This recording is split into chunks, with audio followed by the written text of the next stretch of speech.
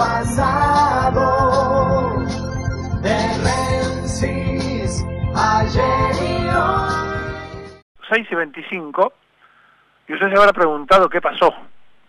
Nosotros también. Pero ¿sabe para qué sirve esto? Para que se dé cuenta lo esencial de un trabajo profesional que es el del periodista y lo que sería el mundo sin periodistas y en silencio. ¿Qué cosa la del destino que por un accidente técnico no salga un programa justamente en el día de nuestra profesión, en el día donde nosotros nos preguntamos quién, cuándo, cómo, dónde y por qué? Y qué incompleto que es presentarse en una mañana sin saber por qué, sabiendo simplemente el cómo, sabiendo el cuándo, pero no interpretando entonces todo aquello que se debe responder para tener completa una información.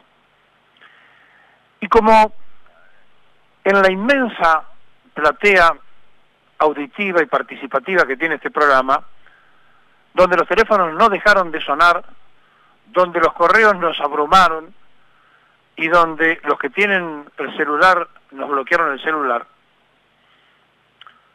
hay una tremenda demostración de la necesidad de participación de ustedes a través de un programa que tienen que imaginar que algún día no estará en el aire y se irá para siempre, y que la vida continúa. Pero la vida sin periodistas es casi imposible. Mire, un día como hoy, Mariano Moreno, allá por 1810, sacaba la Gaceta de Buenos Aires. Aquella Gaceta de Buenos Aires permitió que se fijara entonces la fecha de hoy como el Día del Periodista. Sin embargo, en esta búsqueda de quiénes somos, hay que determinar, sobre todo en los colegas de nuestra profesión, que gracias a Perón tenemos un estatuto y una ley. De tal magnitud es lo que aportó el general Perón, siendo coronel y secretario de Trabajo y Previsión cuando Farrell era presidente, que después del Estatuto del Peón de Campo, lo segundo que realizó fue el Estatuto Profesional del Periodista. En esa construcción del Estatuto Profesional nació un periodismo diferente. Y claro, allí entonces hay que detenerse cuando ya en 1938 se juntaron por primera vez los periodistas en Córdoba, en un congreso, pero que no tenía ni siquiera la capacidad de pelear a la patronal condiciones de trabajo. Y hubo que esperar, como decíamos, hasta el 18 de diciembre de 1946, cuando se sacó el Estatuto Profesional. Y cuando Perón fue presidente, la ley 12.908 para consagrar nuestra profesión. Qué extraño este día de quienes estamos acostumbrados a que la trascendencia del hecho se transforme en noticia con el quién, el cuándo, el cómo, el dónde y el por qué. No le podamos explicar por qué durante 25 minutos usted estuvo esperando que apareciéramos. Qué extraño, ¿no? Es como una mueca para decir, che, no se agranden demasiado, que ustedes en definitiva son nada más que una simple profesión como cualquiera de los trabajadores argentinos. Y es cierto. Lo que ocurre es que a nosotros nos enseñaron a que no todos los hechos son noticias y que la trascendencia de un hecho sí es noticia. Recuerdo que cuando estudiábamos en la escuela de periodismo se decía que la trascendencia estaba dada de que si un perro mordía a un hombre no era noticia y si un hombre mordía a un perro sí lo era. Sin embargo, tampoco esto es cierto, porque si el perro muerde a un funcionario de nivel, pasa inmediatamente a ser noticia. Y si no, fíjense que Macri tiene un perro llamado Balcarce que lo sienta en el sillón de Rivadavia, un perro vagabundo que pasó a ser un perro privilegiado. Claro, meternos y bucear de quiénes somos y por qué hacemos lo que hacemos, para marcar la personalidad de los que trabajamos como periodistas, quizá haya que empezar a preguntarse cuando uno es joven y le preocupa el saber por qué, y quién lo protagoniza, y dónde lo hace, y cuándo lo hace, y entonces empieza a hacerse preguntas que no tienen respuesta hasta que encuentra la mecánica, y esa mecánica se le enseña el trabajo profesional. Y justamente, como hoy es el Día del Periodista, vamos a tener que trabajar mucho más tiempo, hasta las 10 de la mañana seguramente, para cancelar, para poder de alguna manera recuperar esa media hora que no tuvimos en un comienzo, pero que tiene como importancia que nosotros, adecuados al siglo XXI, hemos hecho el primer programa interactivo de la radio, ya en las postrimerías del siglo anterior, cuando hacíamos un programa que se llamaba Argentina 2000, y donde participaba la gente, donde era interactivo, o cuando hacíamos fútbol y permitíamos que se expresaran con la excusa del fútbol en plena dictadura militar los ciudadanos argentinos. Miren, hay algo que es interesante.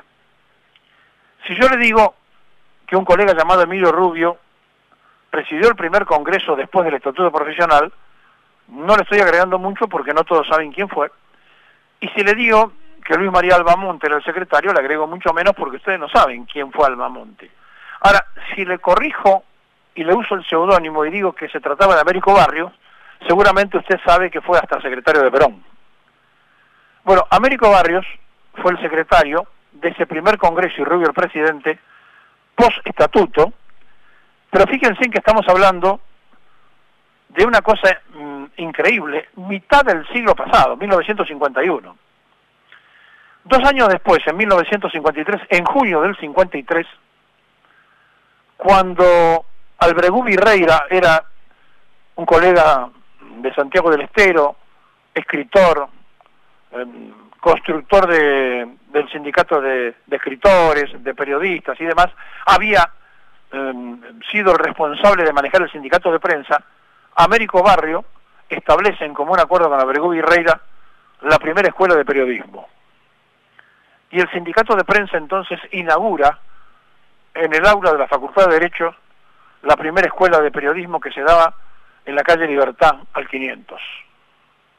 Posteriormente del golpe de Estado del 55, Albregú Virreira y un grupo de periodistas se instalan en Rivadavia y Alberti para poder construir allí la Escuela Argentina de Periodismo, donde quienes fuimos alumnos de esa escuela le tuvimos que pedir que por favor nos cobraran, porque era gratis, para poder pagar los viáticos a los profesores, para que los profesores tuvieran un incentivo, porque todo se hacía sin ningún interés económico, siguiendo aquello que ellos habían hecho en el sindicato de prensa en pleno gobierno de Perón. Y después, en el centro de estudiantes, le dimos dolores de cabeza a esos valorados ahora en la distancia, prepulsores de la primera escuela de periodismo que tuvo el país. Recuerdo, y lo he contado más de una vez, que haciendo una práctica en el diario Democracia, nos miraban de costado los viejos profesionales porque decían, ¿cómo van a salir de una escuela? Porque es cierto, el periodista tiene su nacimiento en la vocación, pero se lo forma en una escuela. Y entonces, con un cigarrillo colgándole del labio inferior izquierdo, sin mirarnos, con 2 dedos tecleando una Olivetti o una Remington, que era la máquina de escribir de aquella época, el periodista dice, pibe, escribite 10 líneas de por qué querés ser periodista. Y como no me miraba, se me ocurrió decirle a favor o en contra. Entonces levantó la vista y dice, sentate, vos servís. Y ahí, siendo alumno de la escuela, me di cuenta de que no existía la libertad de prensa, que existía la libertad de empresa. Y desde el mismo Mariano Moreno que puso la Gaceta para defender una idea política, que era la de la independencia, hasta el último de los que pone una empresa periodística, tiene o una excusa política o una excusa comercial. Entonces no existe la libertad de prensa, existe la libertad de empresa.